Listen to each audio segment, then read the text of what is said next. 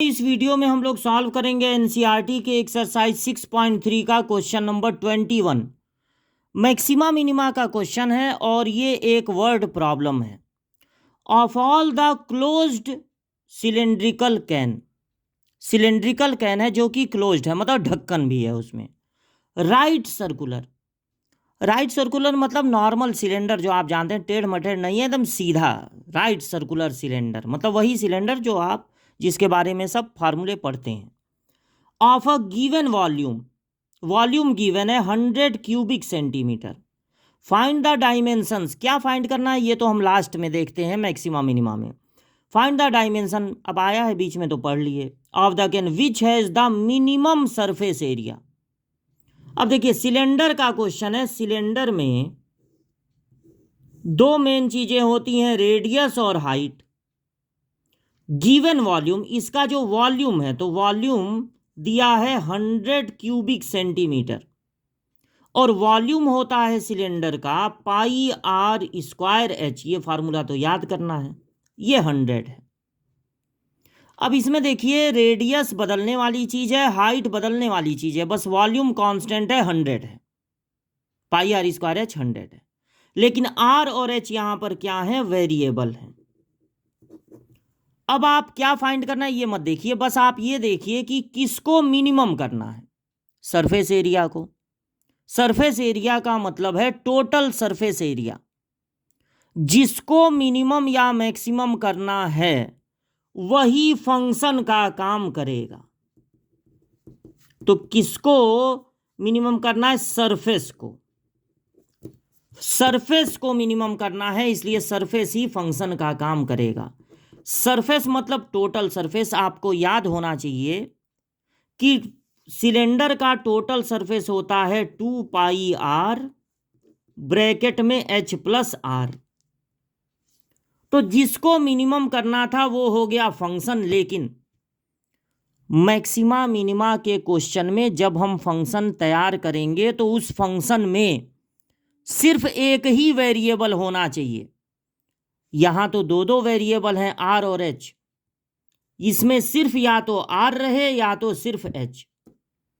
या तो आप यहां से आर की वैल्यू इसमें रख दीजिए जो कि टफ काम है, क्योंकि इसमें आर भी रहेगा आर स्क्वायर भी रहेगा, दो दो जगह रखना पड़ेगा।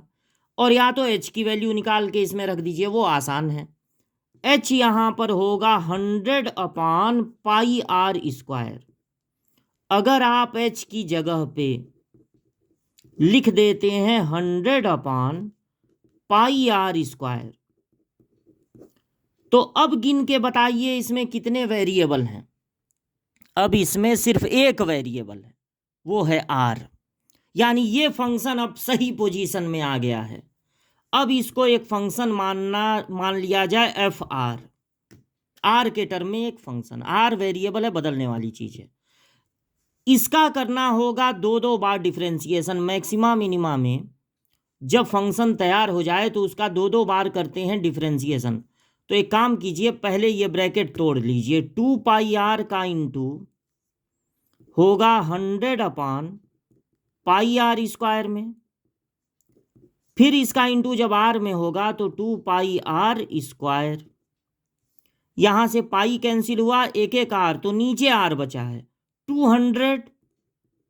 और इस आर को ऊपर करके आर पे पावर -1 लिख दीजिए, क्योंकि दो दो बार डिफरेंशिएशन करना तब आसान रहेगा।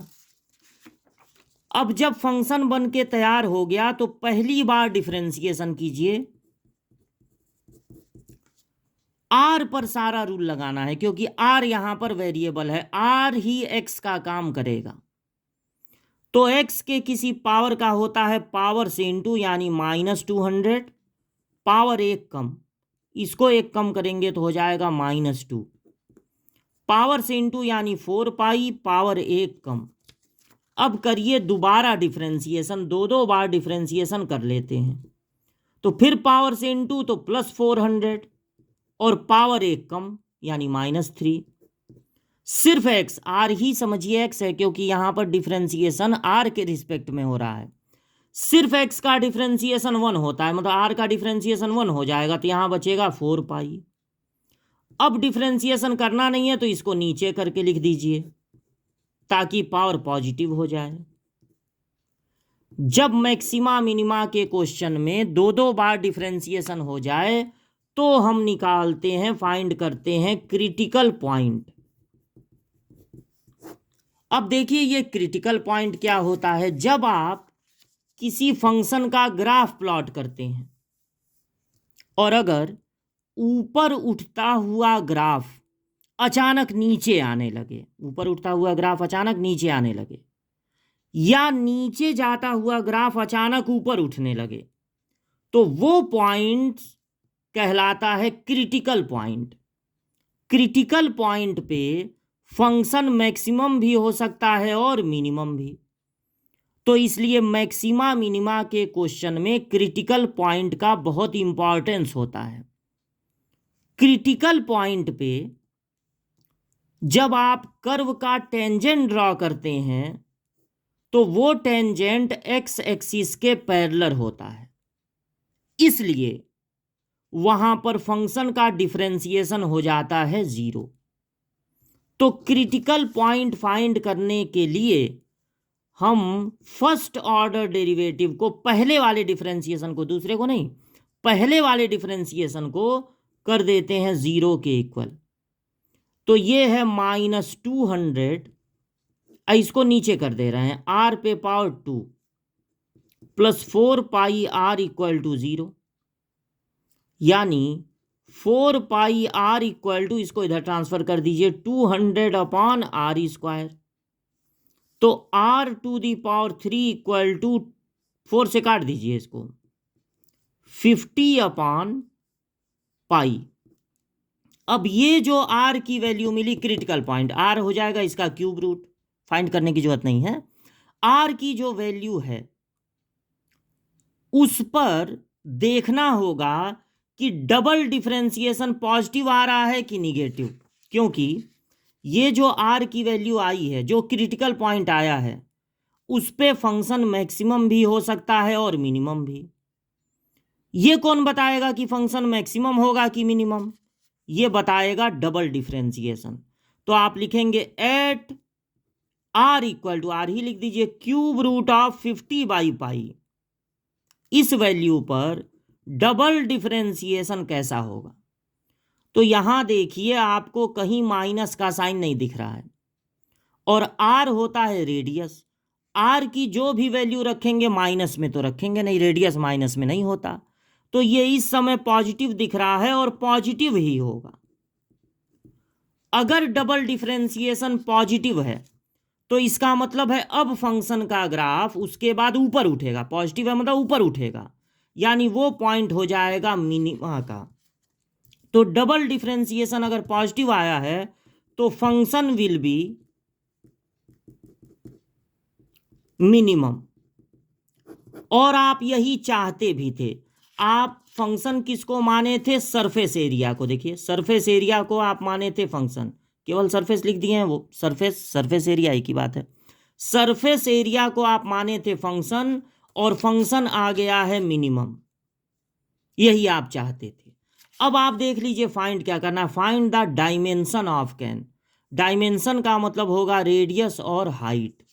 तो अब आंसर में आपको लिखना है रेडियस और हाइट। तो देखिए रेडियस तो यही हो जाएगा cube root of 50 upon pi, और हाइट क्या था? हाइट था 100 अपॉन पाई r स्क्वायर। तो 100 अपॉन पाई और r का स्क्वायर, इसका स्क्वायर। तो इस पे पावर है 1/3, क्यूब रूट मतलब 1/3, तो वो हो जाएगा 2/3। अब इसको बहुत ज़्यादा सॉल्व करने की जरूरत नहीं है। सेंटीमीटर में कोई चीज़ दिया था ना, सेंटीमीटर में, हाँ सेंटीमीटर में, यही आपका हो जाएगा रेडियस और ये हो जाएगी आपकी हाइट। इसी तरह से आप आंसर को छोड़ सकते हैं।